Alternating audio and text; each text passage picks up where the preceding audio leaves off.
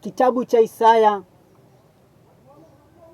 aya 35 kuanzia mstari wa 8 hadi wa 10.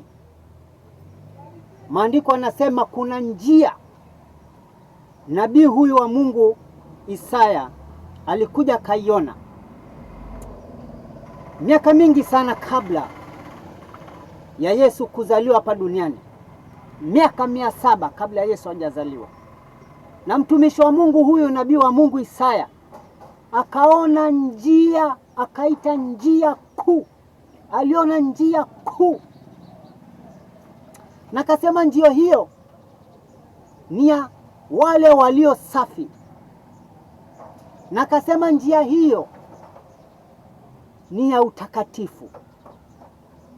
Aliona njia hiyo ni ya wale waliokombolewa na Bwana, na akasema hawa walienda na wakarudi kama wamevishwa furaha juu ya vichwa vyao, furaha ya milele.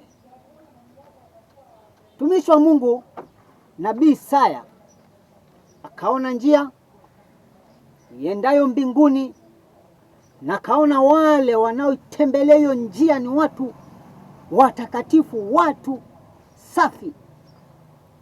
Na kaona huko walifanya kurudi tena kama wamevishwa furaha juu ya vichwa vyao, taji.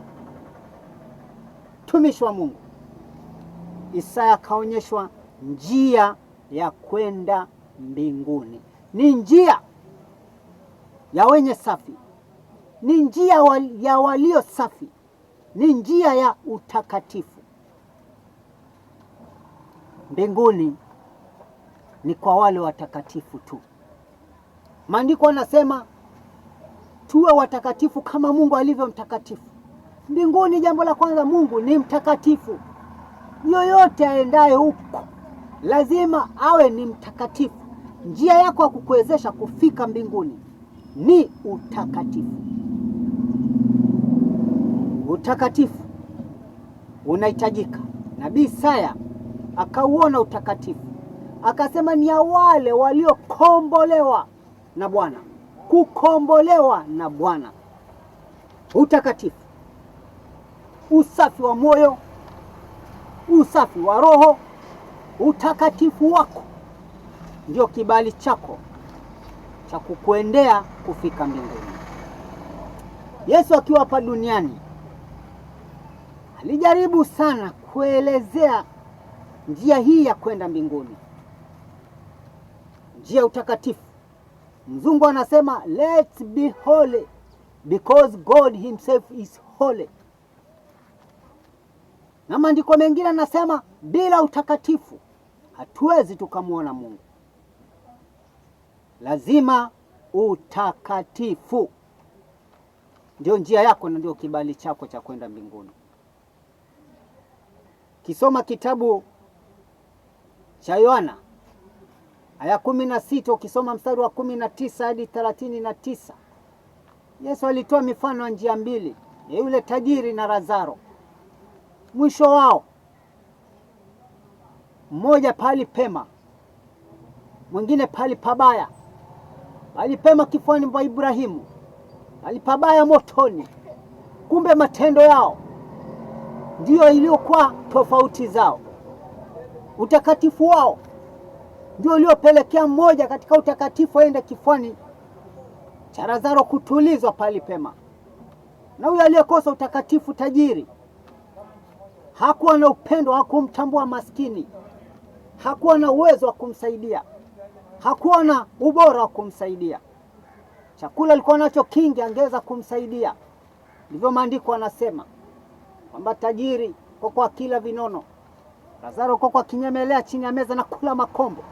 Tajiri hakuwa na utakatifu ndani yake, alijua kuna mhitaji, hakumwezesha kumsaidia. Mwisho wao, baada ya roho hizo kuelekea mbinguni, mmoja matesoni motoni, mwingine pali pema. Angalia Yesu aliposulubishwa na wale waizi wawili, mmoja kulia mwingine kushoto, lakini mmoja akatambua kuna haja ya utakatifu. Alitubu,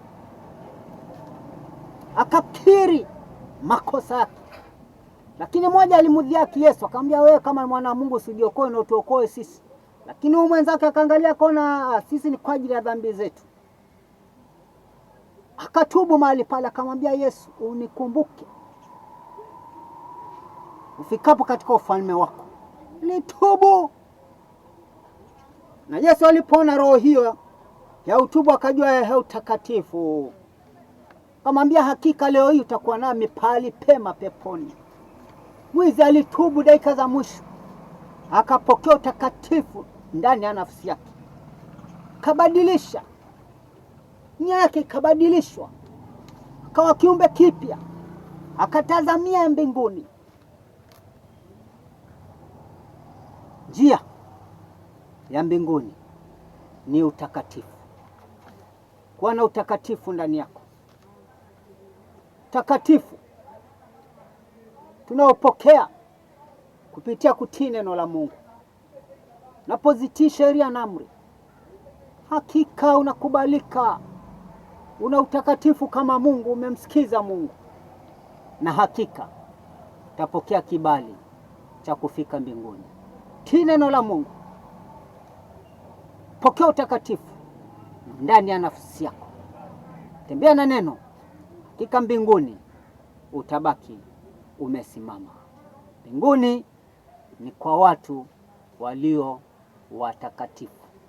Isaya akaona hiyo njia ni ya walio safi. Njia ni ya utakatifu iendayo na kukupelekea kufika mbinguni.